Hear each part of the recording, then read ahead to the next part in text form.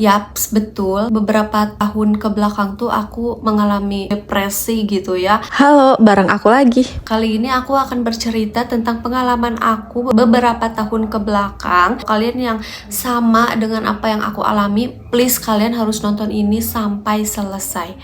Aku akan membagikan tips atau cara yang aku lakukan untuk menghilangkan kegilaan ini. Yaps, betul. Beberapa tahun ke belakang tuh aku mengalami, kalau zaman sekarang tuh dibilangnya depresi gitu ya. Karena apa sih? Banyak banget faktornya. Pernah nggak kalian merasakan hidup yang bener-bener nggak nyaman, bener-bener sakit hati sama orang? Hidup tuh penuh dengan masalah, entah itu masalah dengan keluarga, pertemanan, atau kalian ngerasa kayak kok aku kayak gini-gini aja, nggak ada perubahan. Nah, kalian kalau yang punya masalah kayak aku, coba nonton sampai akhir. Yang pertama yang aku lakukan untuk bisa menghilangkan kegilaan ini adalah mempunyai satu orang teman atau saudara atau orang yang bisa dipercaya. Nah, kita harus mempunyai satu orang teman tuh biar apa? Biar kita bisa dengan satu tujuan. Ketika kita bercerita ke orang tersebut, kita udah percaya sama orang tersebut, kita tuh pasti luwes banget ceritanya. Semua yang ada di diri kita tuh udah semuanya tumpahin ke dia. Dari masalah yang biasa aja atau masalah yang luar biasa sampai terburuk pun kalian ceritain semua sampai kalian plong banget. Itu tuh bisa membantu kita untuk melegakan hati. Tapi ingat, yang bisa dipercaya ya. Kalau bercerita ke orang yang salah itu tuh nanti bakalan jadi bumerang untuk diri kita sendiri. Jadi ingat, mending mempunyai satu orang teman yang bisa dipercaya daripada mempunyai lebih dari satu orang yang nggak bisa dipercaya. Yang kedua, dekati sang pencipta. Kok nomor 2-nya sang pencipta, bukannya sang pencipta itu harus nomor 1?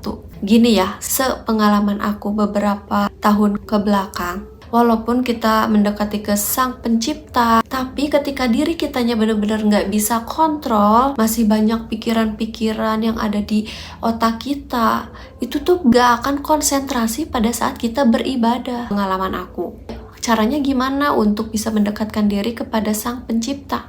Yang aku lakuin tuh yang pertama, pergi kajian atau denger kajiannya di YouTube atau di podcast. Aku pertama datang ke kajian dan itu tuh modal bismillah dan nekat aja. Nggak sampai di situ.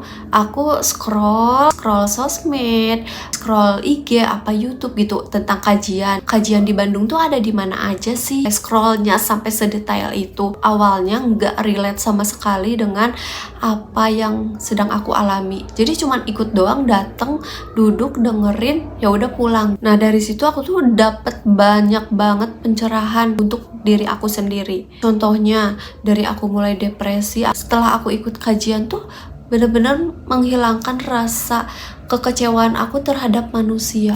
Dengan adanya masalah atau kedepresian, kegilaan ini tuh aku sangat-sangat bersyukur banget karena banyak banget hikmah yang aku dapetin. Cara yang ketiga untuk menghilangkan kegilaan ini adalah jangan mengurung diri. Pengalaman aku juga ya, aku sempet mengurung diri, gak mau ketemu sama siapapun, entah itu sama keluarga sendiri apalagi sama teman. Pengennya di kamar karena insecure gitu bawaannya, karena kita lagi berpikiran negatif, karena kita lagi gak punya kepercayaan diri. Tapi apa coba yang aku dapetin setelah mengurung diri selama beberapa bulan itu? Malah tambah ruwet pikirannya, ruwet badan kita, gampang sakit, gampang benci sama orang, gampang tersinggung sama orang. Gitu yang aku alamin sebelumnya.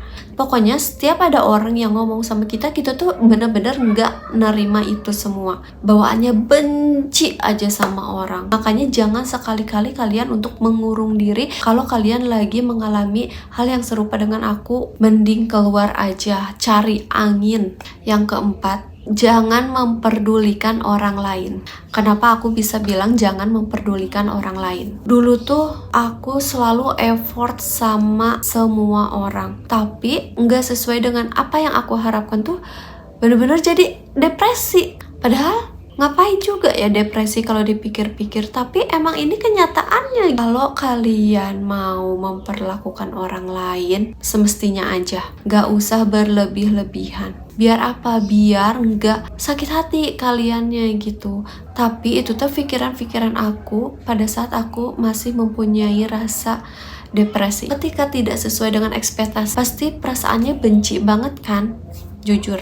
Jadi apa kuncinya? Bukan menekan emosi kamu gitu ya, tapi menerima. Ingat, memperlakukan orang lain sebagaimana orang lain memperlakukan kita. Atau bahasa sekarang tuh mirror treatment. Yang kelima apa? Kita upgrade diri. Upgrade diri untuk tambah sembuh dari masalah yang sedang kita hadapi atau kegilaan yang sedang kita hadapi. Upgrade dirinya dengan cara apa, Kak? Yang pertama merawat diri, yang kedua membaca buku, itu olahraga, makan makanan sehat, tidurnya teratur. Jujur, ini tuh bisa mempengaruhi banget tubuh kita, pikiran kita, emosional kita. Buku pertama aku yang aku baca, ini juga buku yang membuat diri aku tuh kayak pokoknya aku harus sembuh dari depresi. Aku harus kembali ceria lagi. Aku harus benar-benar menyayangi orang-orang lagi. Aku harus bisa mengendalikan emosi aku. Itu tuh bisa melatih diri kita juga untuk merepress otak, guys. Nah, selama aku depresi itu, kalian harus tahu banget, aku mukanya kusem banget, badan aku tuh kurus banget, aduh pokoknya kayak nggak terawat sama sekali, sampai orang-orang tuh notice sama aku gitu, kok kamu jadi kayak gini, kok kamu jadi kayak gitu. Itu tuh ternyata sangat mempengaruhi banget ke dalam diri kita. Jadi aku mulai olahraga. Awalnya olahraganya tuh di rumah dulu, sambil berjalannya waktu memberanikan dirilah sendiri keluar olahraganya. Udah banyak banget perubahan yang aku alami. Sekarang di 2025 aku tuh udah menjadi aku yang versi baik, lebih baik, tambah baik lagi. Saran aku, kalau kalian punya mental health, punya perasaan-perasaan gak suka sama orang secara tiba-tiba, ayo lakuin apa yang udah aku lakuin. Kalian juga pasti bisa.